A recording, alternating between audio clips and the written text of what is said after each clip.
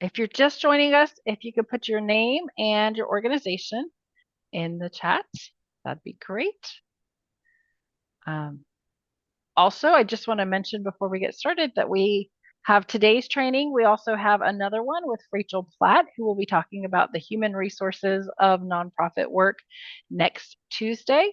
And then the following Tuesday, Maddie Nance and I will be presenting our numbers are not the whole story. I don't think I have the title right in my head, but it is about using emotive writing to share about your mission. And so, super excited to have you guys at this one and would love to have you join us at any of our other trainings. And I'm going to turn it over to you, Beth.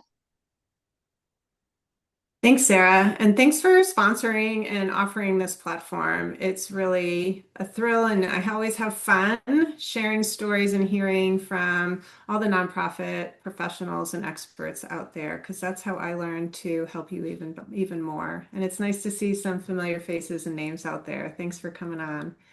So we're going to talk today about getting to yes.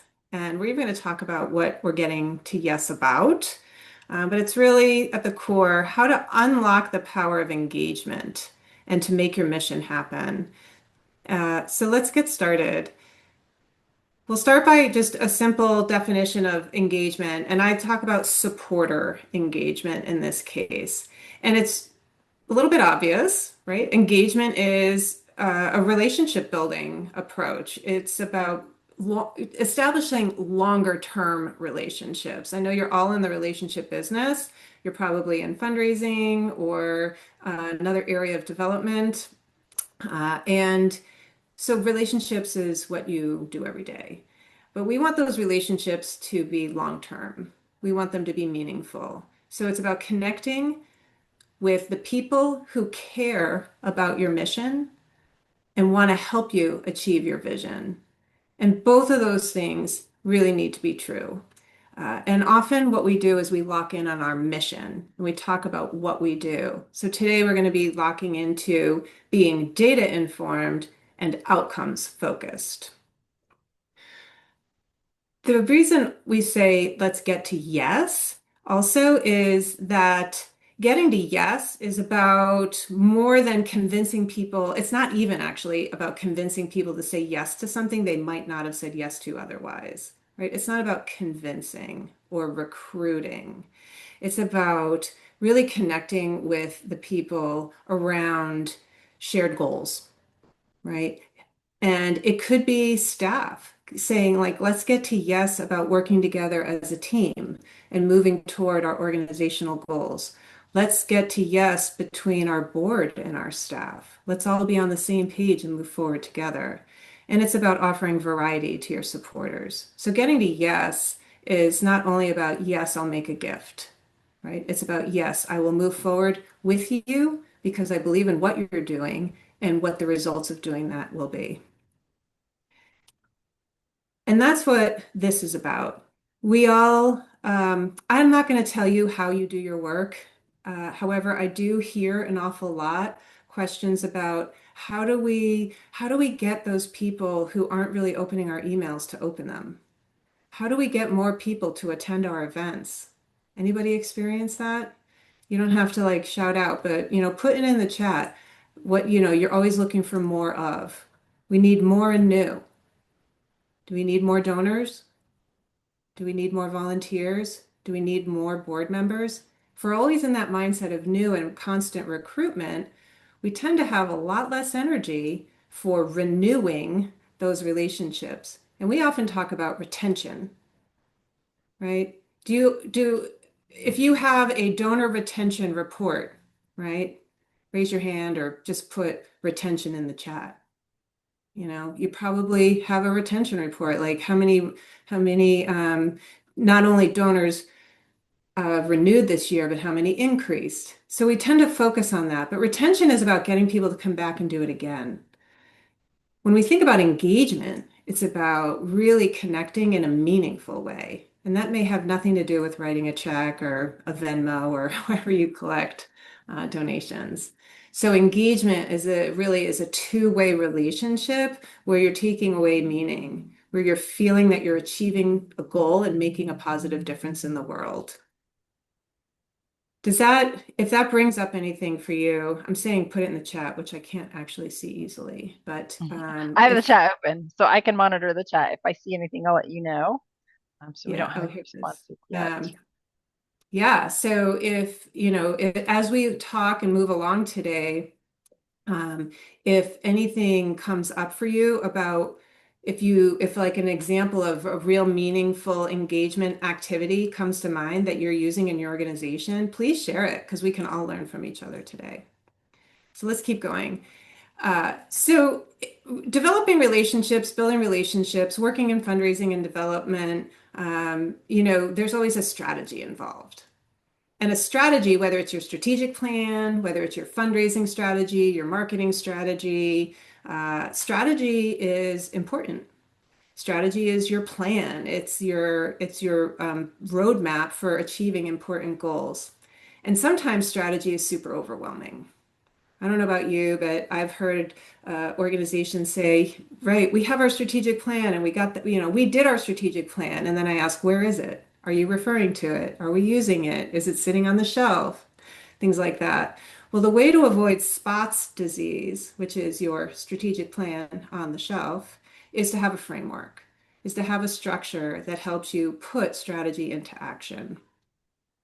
And that's why I came up with Map, Move, Measure. Map, Move, Measure is a strategic framework that helps you create and nurture meaningful engagement.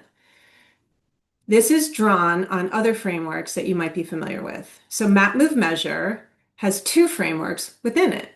The first is a vision map, and that draws on theory of change, and a engagement pyramid, which draws on the engagement pyramid. But I built it out a little bit further. So we're going to take a look at those two frameworks. And as a consultant who really thrives and like fills my bucket to partner with nonprofit leaders like yourselves, what I don't want to do is disappoint you by not showing up with like a whole ton of slides. So we're actually going to run through a lot of slides today, but we'll pause for a couple of opportunities for questions and for sharing your own experience. So if this, don't feel like you can't unmute or throw a question in the chat at any time. All right. So this is Map, Move, Measure. We're going to start out with the vision map, the first framework within the framework. So what is it? I already mentioned that it draws on theory of change. And theory of change, if you're not that familiar with it, is literally what it sounds like. It is your theory on how to create change. So we believe if we do this, this result will happen, and that result is necessary for the next result. It's like having milestone goals to achieve a much bigger goal. What I've done is really lock in on just that, the outcomes pathway. And you're basically saying, we believe change can happen in this way. So when you write it down and you map it out, it becomes your map. And your goal is to stay on the map. If you don't stay on the map, you can get lost, you can take costly detours, you can get hurt. And so having a map provides direction with flexibility. So that's what I love about a framework also is that a framework is um, guardrails that keep you safe, but they don't necessarily dictate that you follow one specific road. There's always more than one way to get to your destination. And that's why we say that a vision map is your story about what you're working toward. You're moving towards some future goals. So let's take a look. This is what the pretty graphic design version of a vision map looks like. Well, I think it's pretty. Hopefully you do too. But you can see a few different components, and we're going to dive into these a little bit more. But your vision is at the very top. And the vision statement is like this ultimate, lofty, aspirational change that you hope to have happen in the world. Like the world would look like that if your work were done, but not only your work, but your work and a lot of other people's work. Because your vision statement is not unique and you probably won't achieve it. And you won't achieve it alone. It's pretty long term. That's why we build the map. And those ultimate goals are certain conditions that have to be true for your vision to be real? This is all going to get a lot more hands-on. I'm going to give you some real examples. So if I'm talking in too much vagary, don't fret just yet. One of the pieces of this map that is, I think, really critical is that accountability ceiling. Because we're saying, okay, our vision is a world without hunger. No single nonprofit is going to achieve a world without hunger. It takes a lot of organizations and people and entities and effort and initiatives to end hunger. But below the accountability ceiling, a single organization can achieve a lot. And that is where you document your specific intended outcomes. And they go from short term to interim to long term. So I'm going to pause there for a second because I think I skipped an opportunity to ask a question. But if anybody knows your organization's vision statement or what you believe to be your vision, the goal of your work, I'd love if you want to drop that in the chat and we can use that as we move along. It's Sarah. We had a You want me couple to of launch the what are the outcomes of your work? let's hold off, actually. Let me give one of the examples and then we'll do that because I find this to be a little bit hard to grasp. But was Okay. there an earlier one we were going to ask? Yes, it was how do you engage supporters? All right, we can save that too. Let's Okay. okay. We're being flexible within our framework, folks. All right, so we're going to get away from pretty pictures and we're going to talk about actually creating a vision map. So what I was going to do is share a couple of nonprofit examples. So this is, I don't know if anybody can relate to a statement like this, but if you feel like you're always reporting numbers and what you have at your fingertips to talk about your work is numbers or percentages, like we've served this many people or we host this many classes, and all of these outputs are really important. But if what you really want to be talking about is the outcome of your work, so this is the executive of a diaper bank, and this is what she said to me. And with her and her team, we worked on creating their vision map, and it ended up looking like this. So the Diaper Bank of Connecticut has a vision statement that every person lives their life safe, secure, healthy, and dry. They're not going to achieve that on their own. There's diaper banks all around the country. They're a member of a national network of diaper banks. And so, what can they actually achieve? Without a doubt, what are they committed to? What are they going to claim responsibility for achieving? Well, what they do is distribute diapers. They also distribute period products and incontinence products. And so by doing that work, they also do advocacy and they go to legislative session and look to move policy statewide. So what they can achieve is making sure that there are public policies that protect, support, and enforce access to basic needs. They know that they can make that happen. And that is necessary in order for all the rest of these outcomes to be achieved. Because without public policy, it's very difficult to ensure that period supplies are accessible to anyone who needs them. So, as an example, they did some work to push Medicaid policy. They applied for grants with the Department of Human Services to fund distributing period supplies throughout the school system. So, there's a lot of work they do, and there's a lot of different ways to achieve these goals. But if they always talk about these outcomes, then they're talking a lot less about the number of diapers they're distributing. And they're talking about the families' lives that have been changed and the people who have kept their jobs because their kids can go to daycare. Another example is an organization here in the Boston area that what they do is help send children to camp. Children who, it's not necessarily only bereavement camp, but children who are grieving the loss of a parent. And they get these wonderful experiences and they also get family counseling support.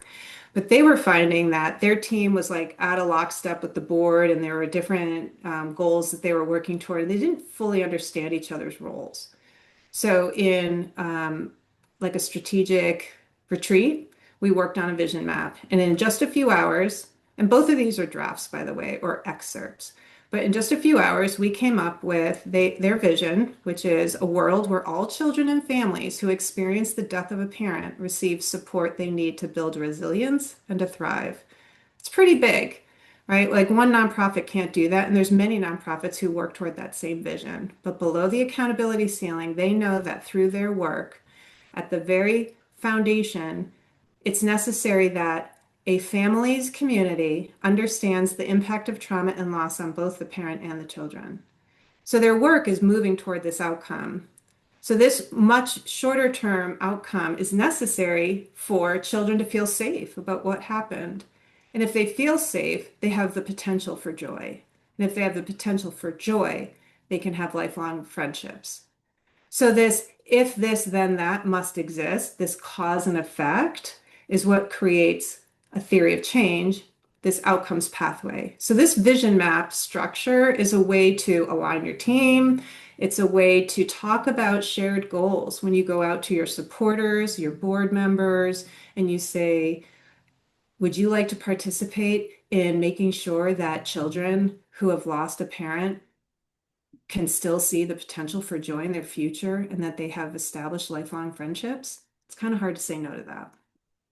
It's a little bit easier to say no to, could you help us fund sending 10 kids to camp this summer? Do you see how those two things are really different? Does anybody feel like they want to ask a question right now or share a story about like outputs, like sending kids to camp versus outcomes, like kids establishing lifelong friendships? Does anybody have an idea or a story you want to share? And no is a perfectly acceptable answer. So it's reframing how we talk about what we do, right? Reframing it into something that is tangible that anyone can relate to.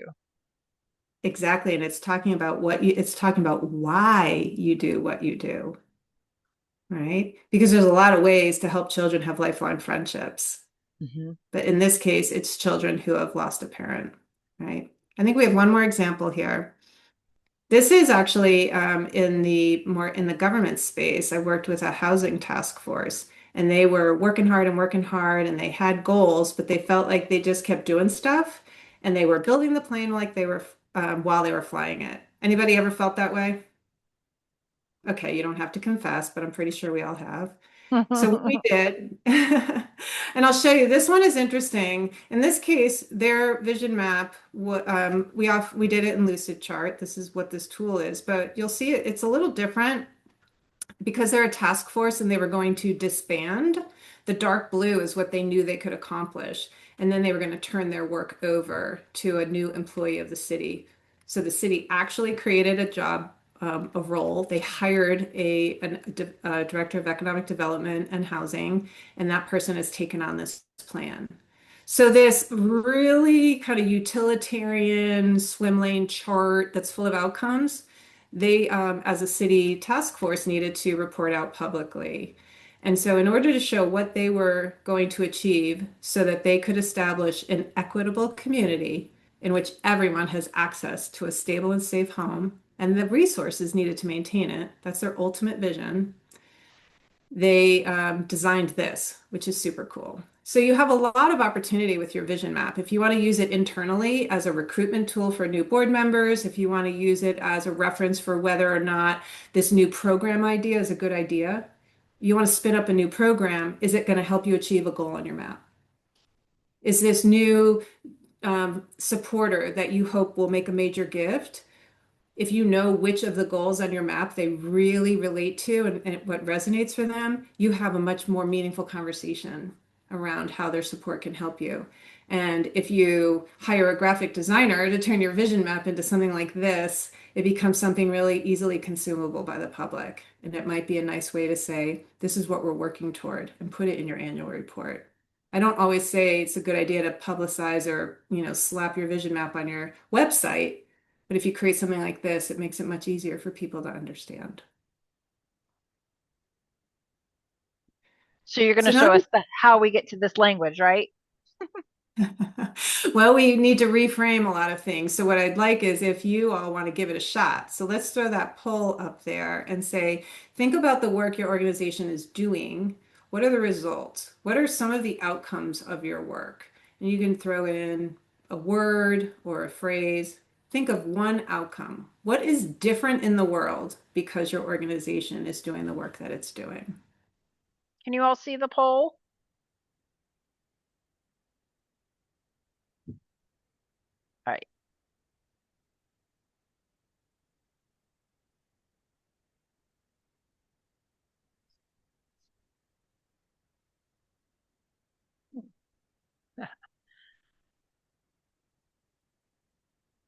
All right. Give it another second. Does anybody want to, let's see how many? One, two. We have 4 in here.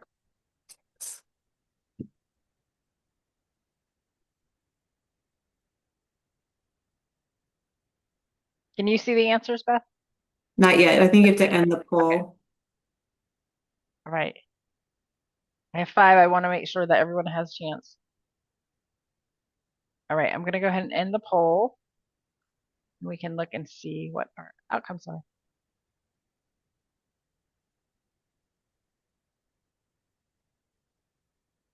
Do you see the, I don't see the responses. Do you?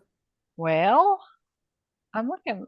No, I don't either. Oh That's what we no. get. Yeah. So maybe you all, And drop it in the who, chat. I'm yeah, so drop it in sorry. the I chat. don't know. Who's Uh, willing to come mute and share what you entered? Sorry that we couldn't. yeah. I'm sorry too. Oh, there we go. Share the results. Can you see the No, results now? but it's just showing this. Oh, Okay. no. All Sorry. right. Who wants to Anyone? come up and share? What are the outcomes of your work? That's the question. Anybody want to unmute? Or who just wants to share what your mission is? And then we can talk about a couple outcomes. I can share. So what I do for the organization I work for is we educate the community on substance use disorder and try to just break the stigma that's surrounded with it. So that's what we do. And so you're doing like information and awareness and education as opposed to treatment? Yes. Okay. And so the results of that is, as an example, that the community, almost similar to housing, right? I'm gonna like say here in this housing, it's that see, community support, that people understand the causes and impact of homelessness. It's right because a lot of people, there's a stigma around it, same with substance abuse. And if people understand the causes of that, that it's not some person who's so weak that they got addicted. I mean, that's a horrible thing to think. So when you educate the community about causes of addiction and the impact of it, you're really, that raising of awareness creates sympathy and more support, more understanding. So that's an important foundational outcome of your work that allows you then to move forward with changing the dynamic around that, right? Moving the needle. Here it is. This is number one. This is what it's saying. The community and general public understand the causes of homelessness. You could insert substance abuse or substance use disorders, I think is how we talk about it sometimes. So thank you for sharing that. I think that your work is also a good example of what I call small A advocacy. Big A advocacy is going to the legislature and lobbying and moving policy. And small A advocacy is being an advocate for your organization's recipients. And that's raising awareness, informing and educating your community so that there is more support and understanding for your cause. And that small A advocacy is critical to almost every mission out there. Beth, we have 2 more in the chat. We have Trish who said She had to her jump. outcome was increased teacher retention in New York City. And then Whitney said their mission is to support families and caregivers of children with intellectual and developmental disabilities by connecting them with resources, emotional support, education, training, inclusion, and advocacy. Awesome. So starting with Whitney's, right, supporting families and caregivers to children with intellectual and developmental disabilities. So when we do that, right, then people, I mean, some of the more obvious things we might say are that youth can not only survive, but thrive, live independent, healthy lives, or more independent, health, and healthier lives, and how that contributes. So depending on where your work really focuses, there may be a certain workforce development next step that might happen for people, for these youth that may not have happened otherwise. So having that advocacy piece, I think that we could, swap out homelessness and substance use disorders for understanding the value and potential, right? Like really understanding the potential that lives within children with intellectual and developmental disabilities. So that's an outcome of your work, maybe.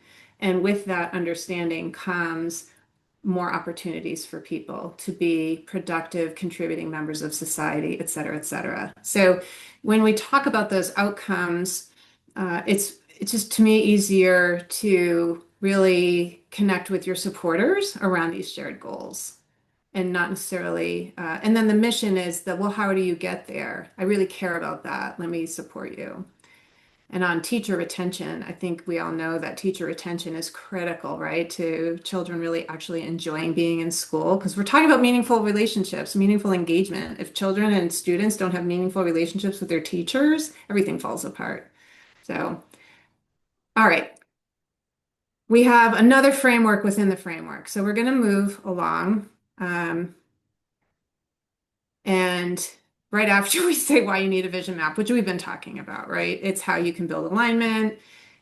It's actually a really great way to communicate the lasting impact. I'm not going to read this, you can read, and the slides will be available. But a vision map is really a way to build confidence, create alignment, and to allow flexibility and creativity within established rules and agreed upon goals. Makes your vision, which is always big and lofty and tangible, far lofty and aspirational. It makes that big statement much more tangible. People can say, oh, if I do something, if I support you, that might happen now. As opposed to this vision that, throw a stone and you hit the sky. It's just so big. No matter what you do helps. That's not the case. You want to make sure they do this to help. All right. So as a reminder, we're talking about engagement, which we also know is not just retention, it's meaningful engagement.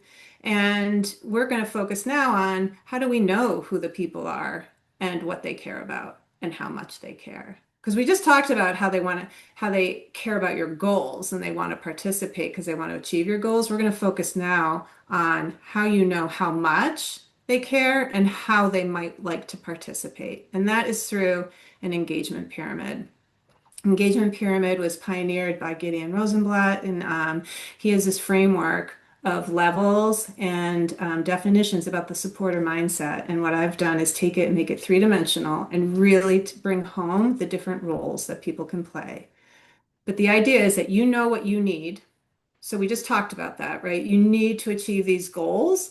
You have only so much capacity in your organization. So you might need more time, you might need more money, you might need more skills. You need some things to be done. And then there's all these people out there that can offer that. How do you align those? How do you bring those things together? Well, an engagement pyramid gives you a lot more ideas for how to do that beyond asking people to make a gift. Because fundraising is essential, but it's the fuel, right? Fundraising is nobody's mission. Fundraising is what fuels your mission. So we're going to run through the engagement pyramid in, I think it's 3, maybe 4 different slides so that we can peel back the mindset, the roles, and the actions. So when we talk about mindset, what we're talking about here is what is it that I, as your supporter, want to give you? I might be giving you my attention. if I'm only aware of you, you actually don't know who I am, right? You know there's people visiting your website, but you don't know who they are. You know people are talking about you out in the neighborhood and in your community, but you don't know who all those people are. So your goal is to get their name and email, for example, so that they can pay more attention. So along the way, you're doing something to earn more from your supporters. And after they've paid attention and you've gained their trust, they can show you they trust you by giving you some of their time. And there's different ways to give time. When that time becomes even more significant, either in its frequency or in the way the time is spent, or they start giving money, they're more engaged. So as people get more and more engaged, they're giving more and more of themselves, from attention all the way to leadership. So that's the mindset aspect of the engagement pyramid. The role aspect is that, first of all, it's a pyramid, not a ladder. It's three-dimensional, it's not two-dimensional. Why is it not a ladder? Has anybody heard about engagement ladders or loyalty ladders? When I think of a ladder, I think of there's one way up and there's one way down, and I can't get any higher unless someone gets out of my way. And it's actually a little risky to have more than one person on a ladder anyway.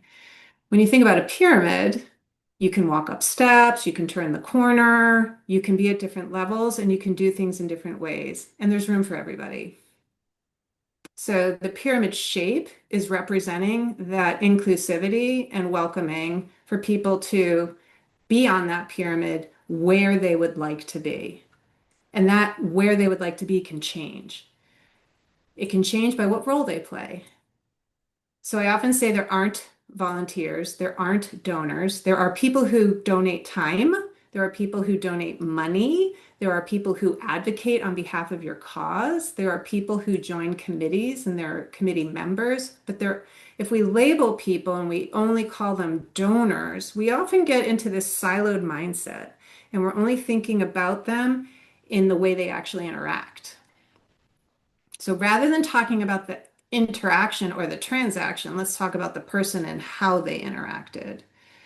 And that's how we can create journeys. So you talk maybe about a donor journey. Well, they may want to turn the corner and be a volunteer for a while. And they might volunteer at a lower level of engagement than how they engage as a donor, or vice versa.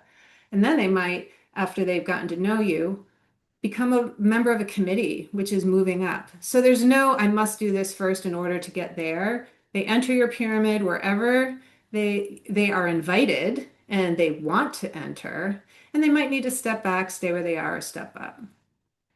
So this is how we combine the idea of their supporter role along with their mindset.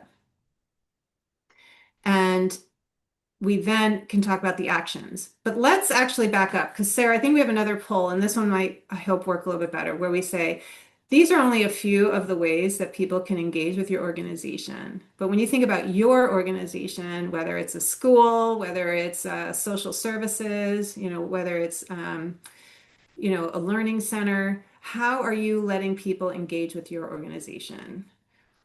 Are you offering them the opportunity to be a donor, attend events? Do you have any kind of volunteering opportunities? I think Awesome. this is so important, this piece, because there are so many ways for our organizations to thrive and inviting. I always think of calls to actions as an invitation into a way to be involved. And so, like, anytime we communicate with our donors, are we giving them a way to be involved? And it doesn't, did I say donate our donors? Because I actually meant supporters. But surely, like anytime we engage with people who are interested in us, are we offering them ways to get involved? And I feel like what kind of what you were talking about in the beginning is really like, how are we equipping them to tell our story, right? Are we equipping them to be able to um, share how meaningful our work is? So this is great. So it That's looks like right. we've had about four answer. We have three who do fundraising, three who do events, two who do have volunteer opportunities, four who have advocacy. So that everyone on the Love call that answered, and then 3 that do committees. And I don't know, if everyone can see it. If we end the poll and share the results, hopefully everyone can see that. And I would argue that if you have a board of directors, you have a committee. If you're an educational institution, you probably have trustees. There's different ways that people can be on a committee. And we're going to talk now about the different actions people can take. But this is really interesting how much advocacy there is out there. I don't always see that, and I think it's critical. So congratulations to all of you for offering that opportunity. Everybody needs variety, right? What do they say? Variety is the spice of life. If all I ever get is the same old annual renewal letter, like, oh, you gave us $50 last year. Would you like to give us 100? I'm like, maybe, right? But if, find a way to engage along the way so that I feel a part, like Sarah's saying, right? I want to be not only able to tell the story, I want to be a part of it. Right? I want to be proud and I want to feel good, right? We all feel good when we do good. So this was actually crowdsourced. I think I did this. I'm going to show you a couple. I like crowdsourcing pyramids. So what I did was at a webinar like this, right? We said like, what are all the different ways that you engage your supporters? And so these aren't all along one mission per se, but it gives you an example of where how people engage their supporters. And I will say a couple of quick things. These levels have labels. I have a client right now who was like, I can't keep track. Can we just number them? I'm like, yes, of course. It's your pyramid. So it's 1 through 6, right? Great. Cool. 1 through 6 is a lot easier to remember than all these labels. And then the important thing here is, right, you don't really know your observers, but you know they're there. So if you do your job, they start paying more attention because what? Maybe they responded to a survey you put out on your social media. And when they do that, they had to enter their name and their email. Maybe they subscribed to your newsletter. They gave you their name and their email, right? Maybe you ran a focus group because you're interested in expanding your programming, or you're looking for, do people prefer lunchtime or evening events, right? Like I don't know, like you can do all kinds of things. And when people raise their hand and they're willing to participate, that's big. Not everyone's willing to do that. So make a note of it, and then you can know that they're paying attention. So once you have their attention, what are you going to do with their attention? Well, you might offer them, right? Clearly, someone here is an organization in food related, right? Nutrition and healthy cooking. So they have cooking clubs. Well, you're going to be a cooking club partner. Now I'm giving you some time. A peer-to-peer fundraiser. If you do peer-to-peer events or those team events, the person you want to know the most is the peer-to-peer fundraiser who got like 100 people to donate to their campaign. Those 100 people are interesting, sort of, kind of, maybe, in my opinion, not so humble. The person who influenced them to make the gift is really advocating it. Like they're like your voice. You want to know them. They're paying attention. They're giving you their time. They're giving you their network, their influence. You want to engage them more, keep them interested and motivated. And how do you do that? You do that because you have a whole toolbox of opportunities, of ways that they can participate that are varied and interesting and allow them to not only write checks all the time, because when they can do those other things, the checks are often larger. So these are a way. So I'm going to show you now. Okay, I talked briefly about it. I'm going to zip through this one, but your role, it's okay. Maybe Sarah has different opinion, and I would go with Sarah's guidance on this. But if you are engaging with people at the near the bottom of the pyramid, it's acceptable to interact with them in a more digital or automated way. But as they get more invested in your cause, you get more invested in them. So if you are handwriting everything to the bottom of the pyramid, they're not unimportant. They are less engaged.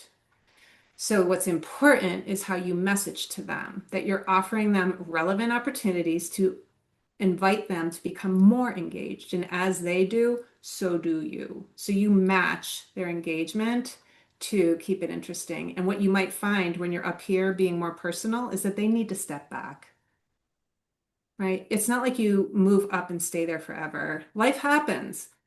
So you're going to always give people a 1, 2, 3. Allow them an opportunity, offer them an opportunity to stay where they're at, with some other activity that keeps them at the level they're at. Give them a chance to step back a while. Maybe thank you for your gift because they were an endorser level. Click here to learn more about how your gift makes a difference. Well, clicking here is engaging with you, but it's a step back. It's a lot easier. They're following along. But also give them an opportunity to step up. Maybe not in the thank you letter, right? Again, ask Sarah for that advice. But giving them a one, two, three is respecting people's life, right? Just where they might be at. Okay, so this is what it looks like when you're building your pyramid. Just like we have these pretty graphic design things on the vision map. This was at a conference recently, an AFP conference, and people formed small groups and they brainstormed and they did the sticky notes, right? And it had like 4 or 5 groups and they came up with all these different actions and then we put it together. So when you have your own matrix of an engagement pyramid, if you have your vision map with what you're working toward, the impact, the why you're doing, why people might want to do any one of these activities. So here's what they can do, and your vision map is why. Here's what they can do and what they might help you achieve. So together, these two frameworks create that full engagement strategy. Now, these are all a mishmash, of course, because these are different nonprofits working together in groups. So you might not offer every single thing on here. And I didn't like take a red pen and correct what level these were at. It's how you value what this activity contributes to your organization. If you value it at a contributor level, then it's contributor. I provide guidance and ways to think about it, but ultimately it's what the value is to you. And you can see, in this case, what I'm really proud of for all of them is that we have a healthy middle. This is when I say a healthy middle is your big goal. A lot of organizations have lots of opportunities at the follower level. It's really easy to like do those one-hit wonders. And then we want you to join our board. What are you doing in the middle? That's where all the work happens. That's where the magic happens. This is where your mission happens in the middle. You need to build the middle. You need to offer people different ways to give their time, different ways to invite others into the mission, different ways to offer their skills. When you do that, you're really getting the work done. So when we say meaningful engagement to make your mission happen, this is what we're talking about. I, So I here's think another time. Go ahead. I think different levels of commitment, right? Because you're right, not everybody has the ability to well, not everybody has the ability to commit money, and not everybody has the ability to commit a lot of time, but they might be able to commit a little bit of time. And so, like thinking about, when we're offering it, um, do we offer that variety to meet the various types of people in those sections? Mhm. So I really appreciate that. I also really appreciate that, social media, they might be they might be engaged or they might not be engaged. So how do we measure that? And, from a data-driven perspective, I said this is a data-informed, outcomes-focused approach. Uh, the data that you're able to capture is the data that you should work with. If you don't have super sophisticated social media tracking tools, don't worry about it. You can track other data. All of this is within your capacity. So social media used to be really hard to work with as to like, do you really know who your followers are? Do you actually know who's sharing your posts? But if you have the tools that track that and give you the authenticated answer, meaning Beth Saunders did that, not a follower did that, and you can track it to the person, go for it. We'll, we don't get into the technology side of this, but I think that at a minimum, anybody can use this framework because if you create this kind of a chart, then you can always go back and say, well, we're getting to yes, but we might have to move through a few no's in order to get to yes. So when someone doesn't really want to sign a petition, you might not want to hammer them with 25 more petitions. You might want to offer them the opportunity to further your cause in a different way. Maybe they want to attend town meeting. Maybe they want to write a letter to the editor. There's other advocacy actions people can take. And if they don't want to do advocacy, great. They've said no. Offer them something else. So no isn't go away, don't come back. No is that's not my preference. Is there anything else I can do? Get to yes. So this is it back to the diaper bank. We were working on their pyramid, and literally, this is us working in their conference room and Janet leading it with the team, and we're putting up the post-it notes, and we came up. This is just a little excerpt of theirs, but what happens when you have a full pyramid is you can see a journey. So let's say they do presentations in schools. So if, is that one on here? If a teacher asks them to present at the school, that particular teacher is an endorser.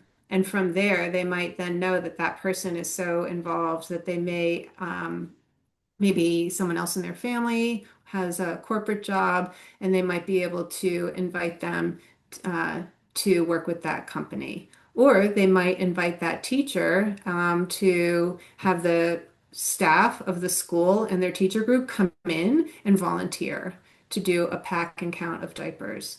So there's a journey here. If you don't know what to offer, but you've created your pyramid, look at it and say, what did that person engage with us doing? Now, what would be the most likely next offer they might say yes to? Think about who they are, what they did, what level it was, and offer them something relevant. That is how we get to yes more quickly and more often when we have a strategic framework. So you can see someone can journey through this and come back down or stay where they're at.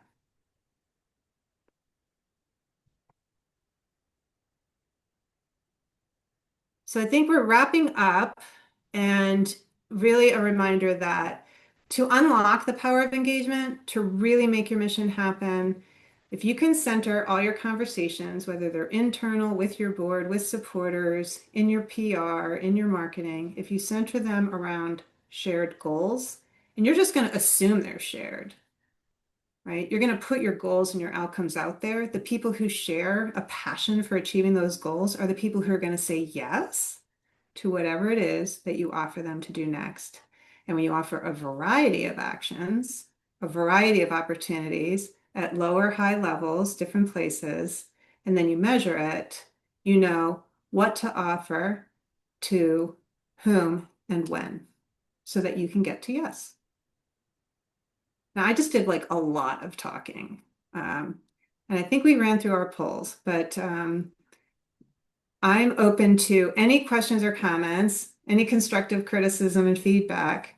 And if there aren't any questions, I would offer that if anybody would like us to workshop your vision, we can do that, because to me, vision, it's really important that your vision is an outcome statement, not a differently worded mission, and that it's not about you. I see a lot of vision statements that are, we will be.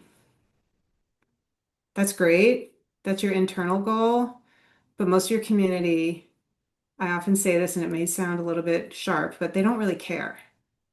What they care about is, if you are that kind of organization, what difference are you making in our community? So your vision needs to be about the world around you.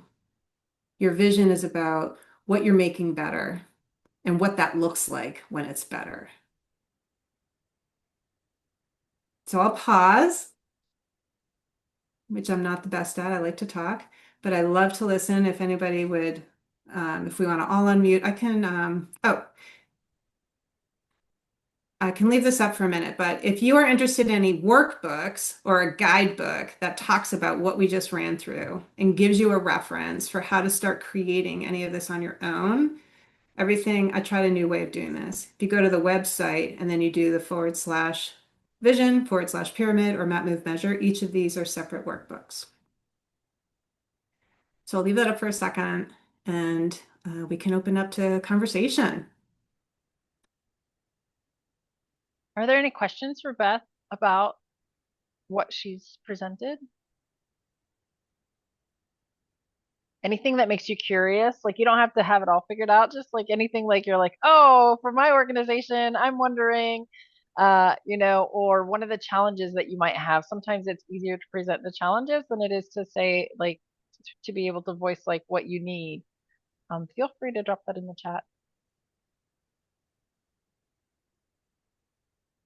Is it okay if I stop sharing? Sure.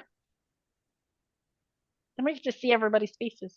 Yeah, and if anybody wants to see anything specific, just shout it out. But something I'm curious about is what motivated you to join this session?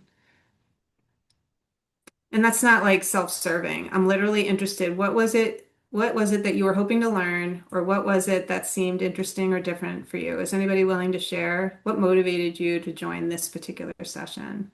I mean, Sarah's amazing, so everything she offers is great, and she partners with helpful people, which I hope, but I'm really curious if you came here hoping to learn something and then whether you did or not.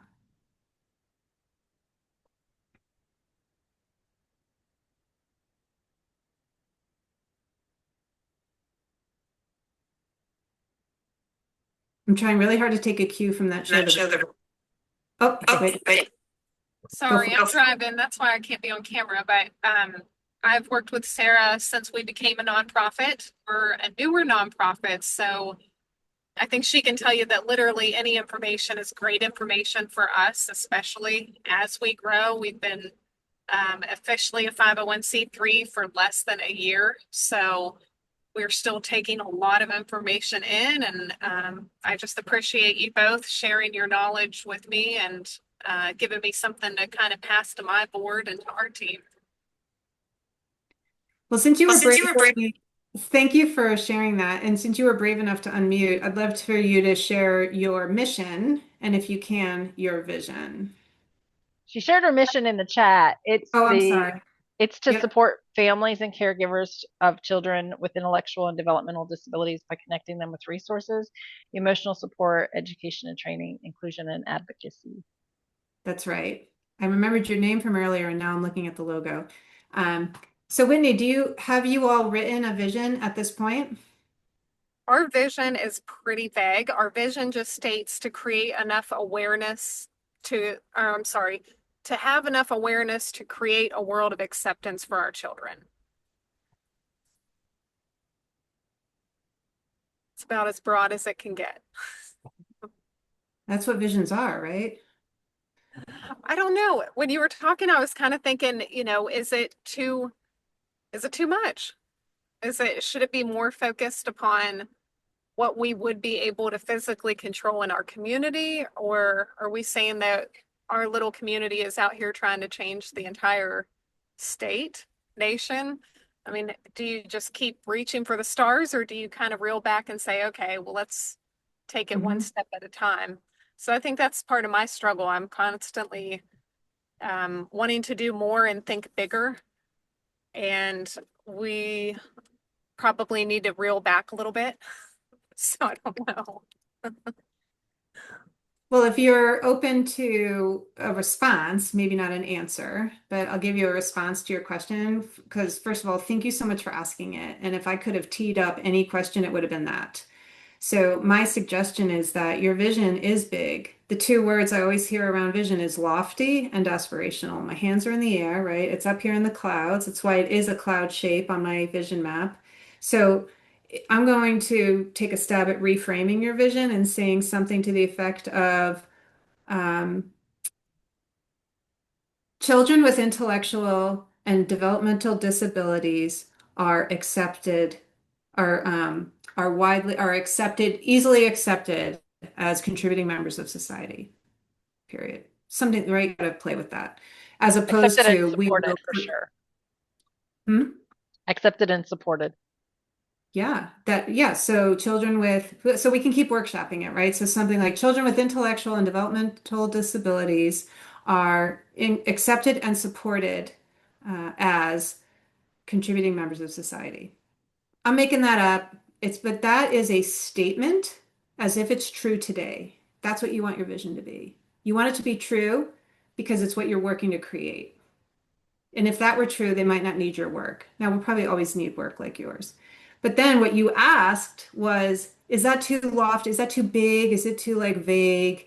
Do we need to? Well, that's why we do a vision map. You start with your vision and you work backwards and you say, what must be true for the world to be more accepting and supportive of these children? Well, these other things must be true. They have to understand, they have to have opportunities. These kids have to have opportunities to um, like become stronger or to learn in the way that's appropriate for them. All these things have to exist for the children to advance, and there also have to be things to exist for the community to accept and support. That's below the accountability ceiling. So you end up with a vision map. If all you have is a vision, I often believe that it's way too big and lofty, and your supporters and your participants might even say, that's so big, that's like never going to happen. And it's easy to walk away. I know that's a hard thing to hear, but it's easier to walk away from a giant vision because it feels too far away than it is to walk away from something that's super tangible that could happen in this community in my lifetime, in my kids' lifetime, in the next year, in the next 5 years. That I want to see happen. I get super excited, very motivated, and I want to get involved. And you can tell I'm already excited because I can't stop talking about it. So, Whitney, I encourage you to take that vision, reframe it into a true end statement, and then back it down to be more tangible for what you as an organization can accomplish. That's your under your accountability ceiling. Boom. You're well on your way. Thank you for sharing. Thank you. That makes a lot more sense. Yeah, and once you have those goals and you're really specific about them, the bottom of the vision map is more like outputs, right? Like we have to have there has to be welcoming space that's, architected in a way that's conducive to children with developmental disabilities, et cetera. That has to exist. Well, why does that have to exist? Well, so that they can learn in a way that helps them move forward, right? You don't want to force them into our school system or whatever. So all these things are outputs, but they move towards outcomes, true lasting change. Once you And have what, that, then you say, well, how do we allow people to get involved? yeah. That's your engagement period. And one of the ways that their organization does it is through supporting parents. So supported parents during that, in the raising of Mhm. children with intellectual and developmental disabilities so that the children can thrive. So Yeah. it's awesome. Well, we were right on time. Thank you so much for joining. If you have any questions and you'd like to get a hold of Beth, her information was bethsaundersassociates.com, and you can reach out to her and ask her any questions. If there's anything else you'd like to do with Nonprofit 411, I encourage you to sign up for the email, and I continue to offer free resources. So we offer free resources through our network or through our newsletter, and we also provide trainings and opportunities to grow in fundraising and sustainability. So thank you so much for coming today. I really appreciate all of you, and I look forward to seeing you at another event. Thank you, everybody. Great to see you. Bye.